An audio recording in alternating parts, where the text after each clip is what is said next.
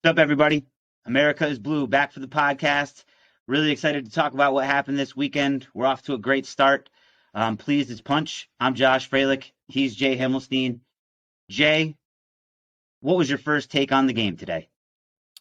Yeah, I think it's bigger picture. Obviously, the result is great. It's good to come away with the 3 points.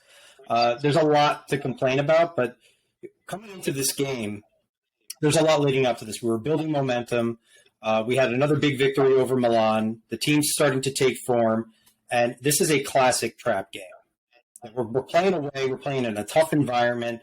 We lost arguably our best player, and now we have to try to piece it together. And we did not look good today. But good teams in general, teams that are set up to accomplish something long term, these are the type of games that they find ways to win as opposed to finding ways to lose. So I'm thrilled that they went through all that, came through it. I think they'll be better for it. Very pleased with the win. Yep, it's good to know when you're not at your best, you can still come up with a result. Great point on you. It was an extremely frustrating performance by and large. I think there was definitely 5 changes, from the completion of the Milan double in the middle of the week, which of course, you would think we would come out tails up because the guys everybody's fighting for a spot right now. Graham's great at keeping everybody on their toes. Everybody's got to be at the ready. But unfortunately, just picking out 2 guys to start the whole thing off, who really were disappointing were Kai Havertz and Mark Cucurella. I don't know what else to say. I think there's a little bit more to it. I feel like there's a little bit more nuance. I agree with you 100% on Kai. I don't understand. You get an opportunity, you come out, you look lethargic. You're not moving. You're just gliding through the game. There's no excuse for that. Not being sharp, not playing well, that's one thing, but looking like you're disinterested in what's going on out there, I don't quite get that, particularly with what's been going on with this team. With Cucurella, we're talking about a guy who's accustomed to playing left wing back, and he got forced into a different role. He's playing next to a guy who does not need to play next to. He's never played next to Chilwell and had any chemistry between them. That said, he was terrible. It's hard for me to really drop the hammer on a guy who's playing in a position that he's just not very familiar with playing. But that said, his performance was bad. I'd say it was just as bad on the other side. Well, and I mean, we obviously had a tough time settling into the game. Your points about Cucurella are well taken, but it's almost the sense when you have a Koulibaly available and other options available. I just don't necessarily agree with the team selection, but I think that's part of what Graham is obviously the one who's leading everything in training. He's the one that's got to manage the workload for all these guys. But I was really surprised at the changes and the way that we came out today, and we had a hard time settling in. And if it weren't for the performances of a Kepa Arrizabalaga and some of the other key players, of course, the British Johnny Unitas, the black booted number 19 Mason Mount, if he doesn't take advantage of the early Mings mistake, I think we're still having trouble settling into the game. And it was a pleasant surprise, but it was certainly one that was a pretty good symbol of luck. And, good teams convert those chances. Thank God we had an informed Mace. And that was his surprisingly first in the league this year. I was really surprised by that. Yeah, again, on the other side as well. We're talking about guys playing out of position and not playing with each other. To have Raheem Sterling playing at right wing back, taking over for Reece James. I think we moonlighted with him in one game earlier this year with him playing wing back, but this is obviously not his role. And you saw Villa come out there. They wanted to exploit. They were not driving through the middle. They were exploiting us on the wings and then cutting back inside. So, I agree. The team selection was not ideal. I think in retrospect, I think we can all agree with that. That said, we had a game every 3 days up until the World Cup. So trying to keep guys fresh, trying to keep a rotation going so that we don't burn out. It had to be on Graham Potter's mind to some degree. And I'm glad that he learned quickly. He didn't just stick to his guns and feel comfortable. He saw that we had zero continuity out there, and it was across the board. Midfield got demolished. The back line had no idea what was going on. I mean, it was scandalous. And up front, we just couldn't even really get it there. So I'm glad he made changes. I'm glad he decided to fortify our back line, bringing in some more experienced players.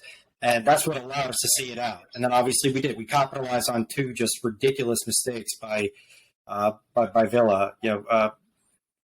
Mings, I don't know what he was thinking on that. And Martinez, you have to trust your wall. You have to trust. It was a great free kick. He bent it, he knuckled it right underneath the bar. But you have to trust your wall and not lean that way. So we took advantage of their mistakes. Yeah, I mean the other part that I really want to focus on is other people not converting their chances and how fortunate we are as well. Because as you know, like at the 15th minute, Kepa really saves the day with the amazing saves. He really continues to earn his stripes. Kepa was an outstanding performance today. Cucurella put him in back-to-back really poor positions. Thank goodness it's Thiago Silva in the center, a competent defender who knows how to manage a game, and he always seems to find the right position. But if it's not for Kepa, we're having some real problems today. We got to say, he's been outstanding. He's gone down. Nobody has taken more heat. Nobody has been harder on him than me. But geez, the guy marries a Miss Universe, and all of a sudden he starts playing really well. So if I want to be better at my job, I should probably marry a Miss Universe.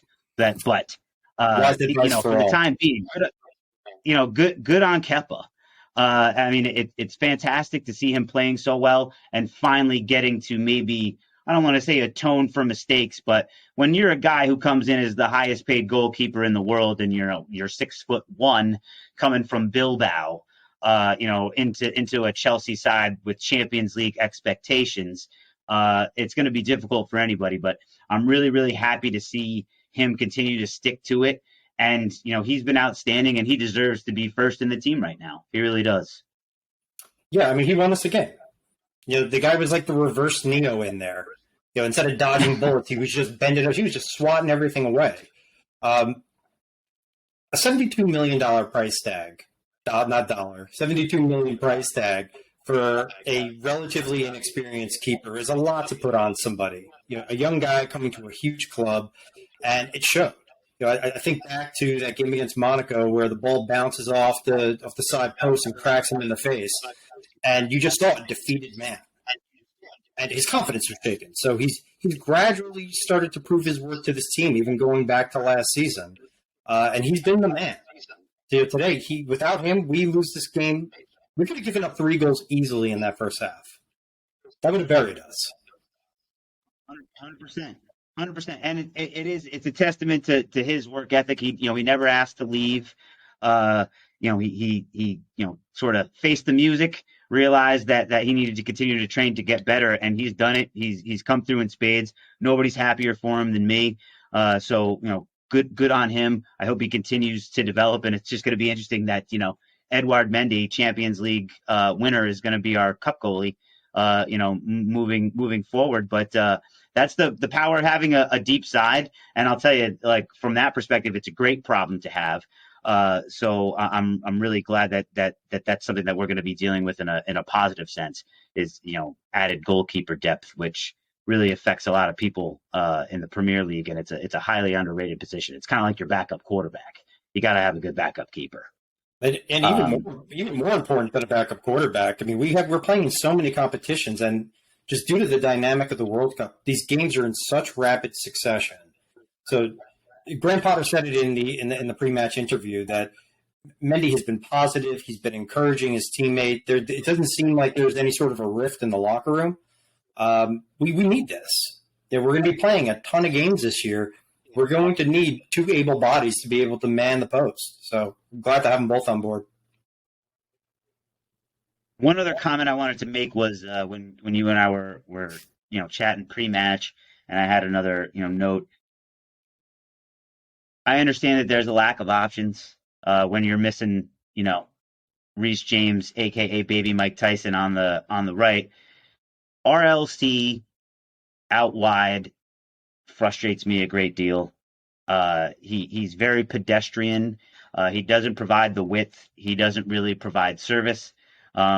everybody sees that, Ruben is a really elegant footballer.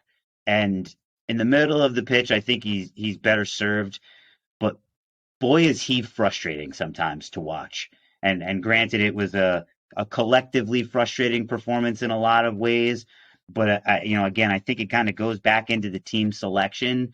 But he's a guy that disappoints me when he's out wide, and he disappointed me again today. Don't forget this. Gareth Southgate was, present, at the game today. So he had a chance to show out for the England manager, especially with Reece being on the shelf. He's not going to be on the World Cup's, on the World Cup's team for England. So that was another chance for RLC to show something to his countrymen, and he didn't really deliver again.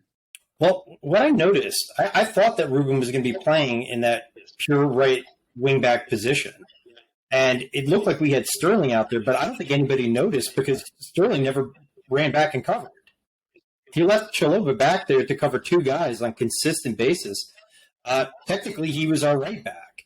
And I think that they were expecting that Ruben as a hybrid midfield option, somebody who's going to be able to provide some cover, would have done so, and they were just getting thrashed out there. So, again, we're lucky that they didn't have finishing in their books because, again, it could have been 3-1 at the end of the first half. Well, speaking of lucky, you know who the luckiest boy of all was, and that's Ben Chilwell.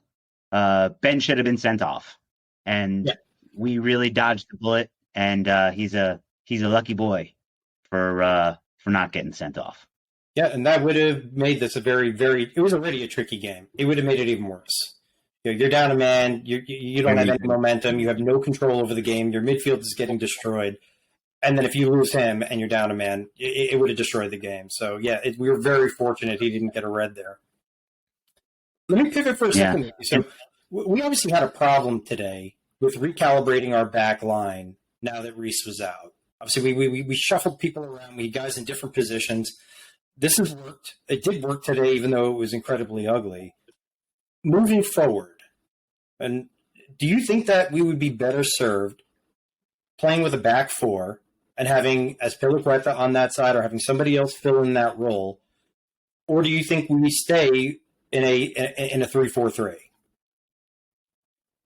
And this is the part where I, in my mind, I believe I am a brilliant football mind, just watching and seeing what they're doing out there. But there are complications to playing a back four versus the back three. And as we've sort of come up watching this club, we initially were, the traditional Mourinho 4-2-3-1. We've changed a lot of positions, and then we had, Conte, switching to the traditional wingback formation with Alonso and Victor Moses, and then we're winning Premier League titles out of nowhere. The formation is a reflection of the different components of this, again, positionless football that everybody's trying to achieve, that Pep's trying to bring to Manchester City and whatnot. I just I think I want to stick with the back three. I just want to pick the right three. I don't think that Cucurella should be back there in a true center back position.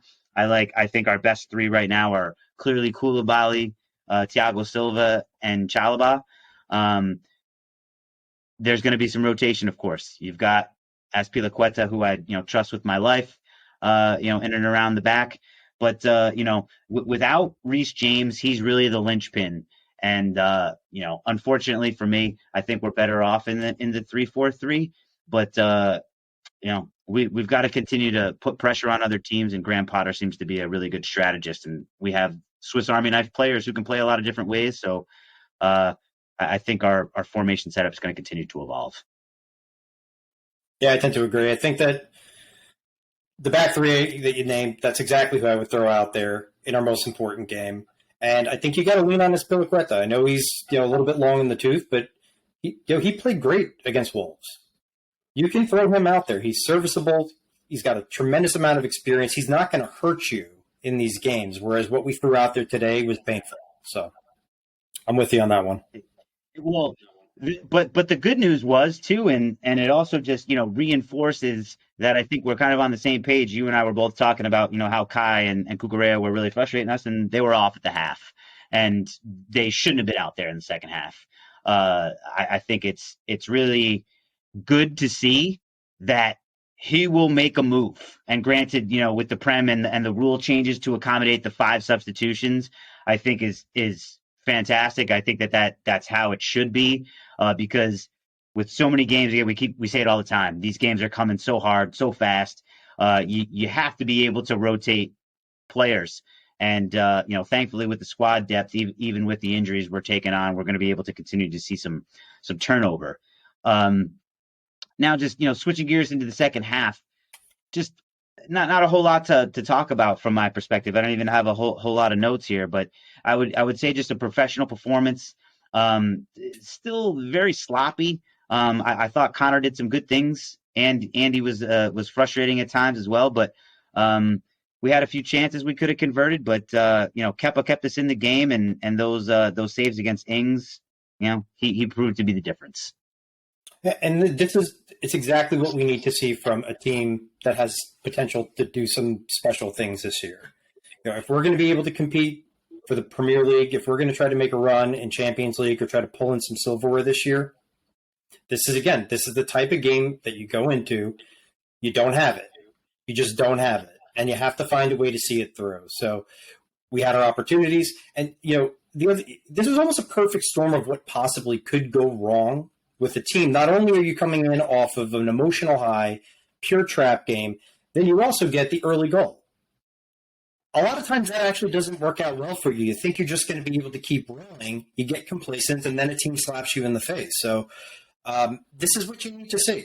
And in years past, we've all had to experience this. We are a very charitable team, historically.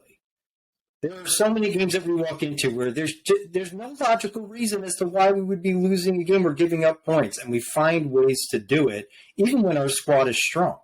So, again, we're talking about a lot of the negatives here, and they're real, and they need to get worked out moving forward so that when we go up against better competition that will finish those chances, this doesn't happen again.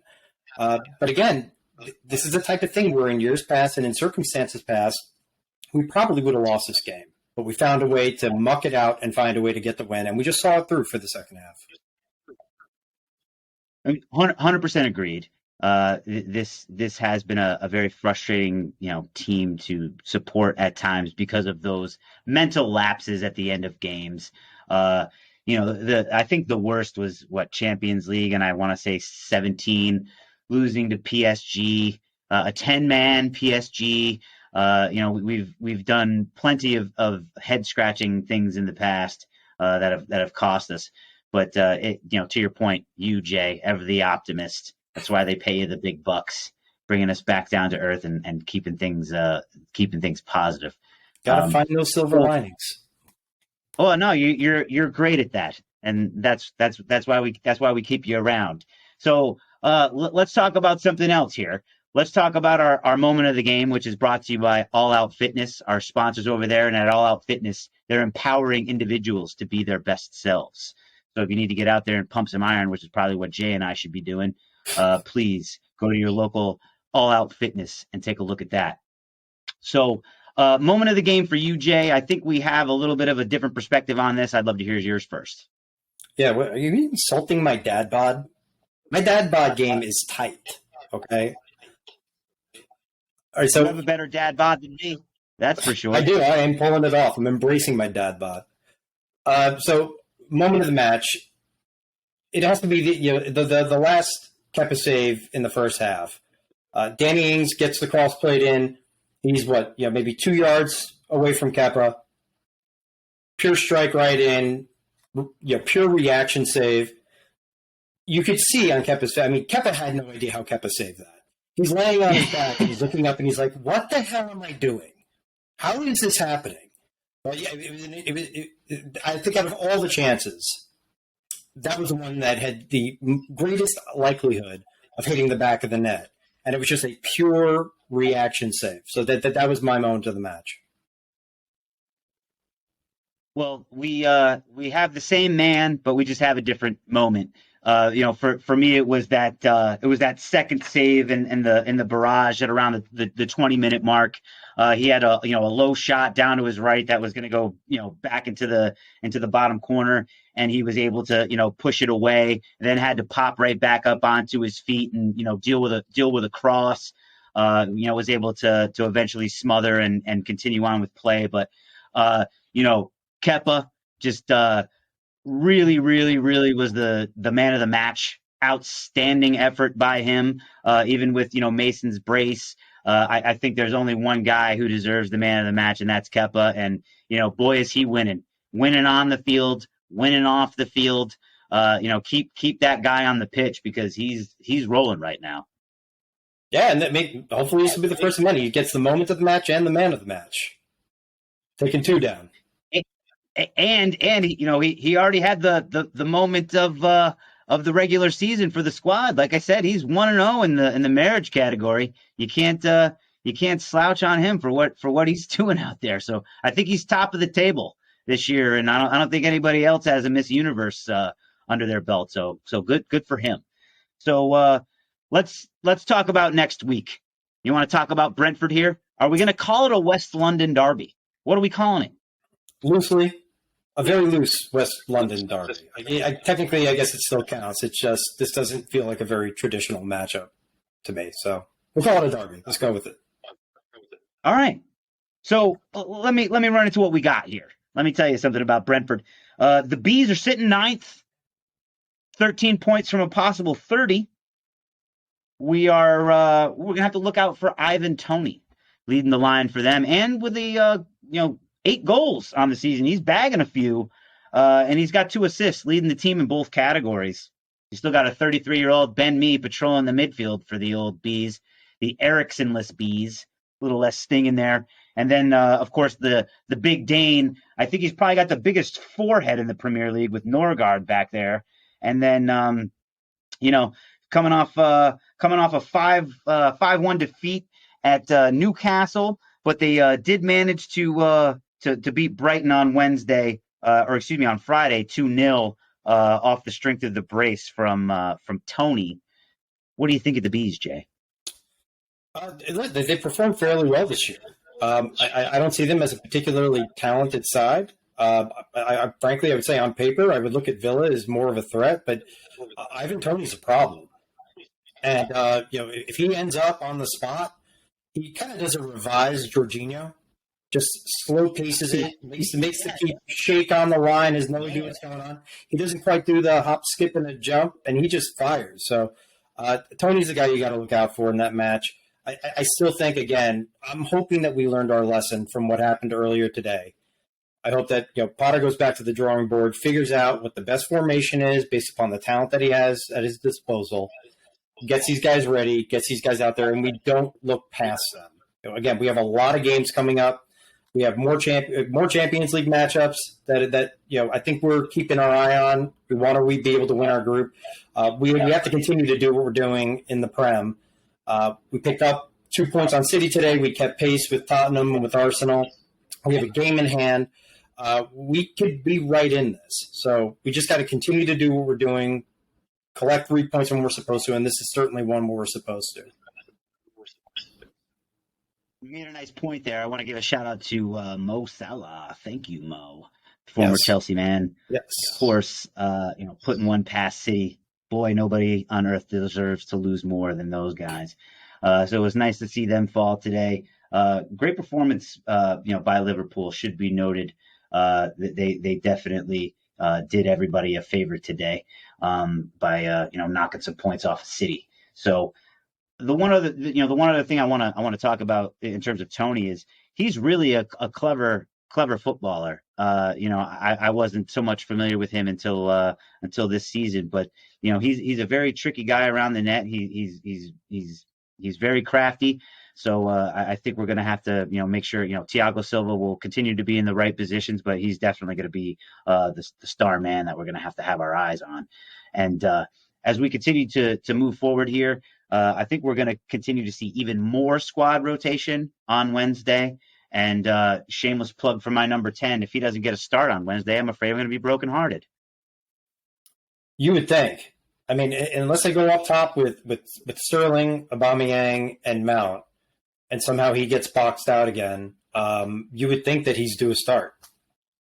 So I think Yeah, I and would not be surprised to see him in the lineup. yes, because right now Kai really is frustrating me. And do you think Kai's playing out of position? Because that was the thing that I never really understood, especially since he's come over here. I can remember you and I talking about how we kind of thought when Frank Lampard got his hands on him, we would maybe see some like dual number eights almost in the midfield, with pairing him with Mace and sort of driving that ball forward underneath a Lukaku or somebody else like that. Is Kai a number 10? Is he a midfielder? Because we have sort of proven out that he's not a traditional striker. Of course he's not. He's not an out and out. Is he playing out of position, Jay? Why are we not getting the most out of him? I couldn't even tell you what his position is. I'm not sure if he knows what his position is. I do see that when he's playing for the national team with Germany, he's getting things done there. Most of the time when you're looking at the scorecard after a game, I mean, he's putting up goals. I don't think he knows exactly how he fits in. And where you can compensate if you're not producing, if you're not coming up with key passes, if you're not coming up with putting the ball in the back of the net, you have to compensate with that with work rate. You have to contribute to what's going out there on the field. And he does not look particularly confident with the ball between his feet. He's getting the ball taken off of him consistently. He's had a couple of goals, a couple of big goals. He had the header, a couple of games ago. I think he feels a little bit lost. So I don't know what his perfect position is, and I don't know if the way that we're playing in our current formation, I'm not really sure where he fits. Fair enough. Because it is so frustrating, and he's such a wonderful player with so many possibilities, and I really hope for him and of course for the squad that he can settle in and figure out what his role is going to be, because what do we have? Four games left this month. It's gonna be a really interesting game to game take, because as we're going into the World Cup, we're just gonna have to see how many of our boys can stay healthy through this workload, because a lot of these top clubs, especially when you just look at the internationals on those rosters, with us alone, and NG's already gone. Reese is out, but then we've got a potential losing Conor Gallagher. RLC might be in the team. Of course, Mace is going to be, starting for the England squad. Mateo Kovacic is going to be gone. Pulisic, Sterling, Kai. There's a lot of guys going out there and playing a lot of football. So hopefully we don't have too much exposure and we can come clean here. Yeah, I mean, injuries are going to be key. We can already see what's going on with the squad right now. Guys, I'm thinking about it. I think Kai's role might be he's just going to have to spell Aubameyang up front, play almost like a false nine. I don't see him. He's not a winger. I can't see him anywhere in the midfield. He's somebody who kind of needs to float around. He needs to be fluid, and I just don't know how that fits into the way that we're currently playing. So the only position that I really see him in is if he's going to spell for Aubameyang. Yeah, I mean, in my mind, I almost kind of believe him as a number 10, because he's got a goal in him, of course. And I saw what he was doing at Leverkusen, and I really think he's got a chance to. Oh, excuse me, he was at not at Leverkusen.